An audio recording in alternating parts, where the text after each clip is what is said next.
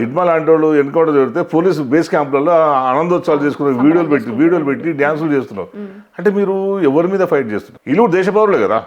ఇదే దేశాన్ని నాశనం చేయడానికో, ఈ దేశాన్ని కబ్జా చేయడానికో, ఈ దేశాన్ని హస్తగతం చేసుకోవడానికి వాళ్ళు ఫైట్ చేస్తలేరు.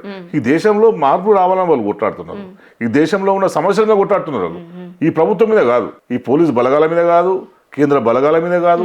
కానీ దాన్ని పోలీసులకు నక్సల్స్ మధ్య సమస్యగా పాలకులు సృష్టించారు. నక్సల్స్ వల్లనే అభివృద్ధి కుంటుపడింది, నక్సల్స్ వల్లనే డెవలప్ జరుగుతలేదు అనేది క్రియేట్ చేసి ఇప్పుడు మేము రోడ్లు వేస్తున్నాం దండకారణం అంటారు.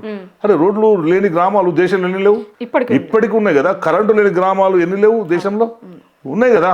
బయట దండకాలు వదిలిపెట్టు, అటు వాళ్ళ మూలంగా అభివృద్ధి జరిగింది ఆగిపోయిందని చెప్పడానికి లేదు కదా.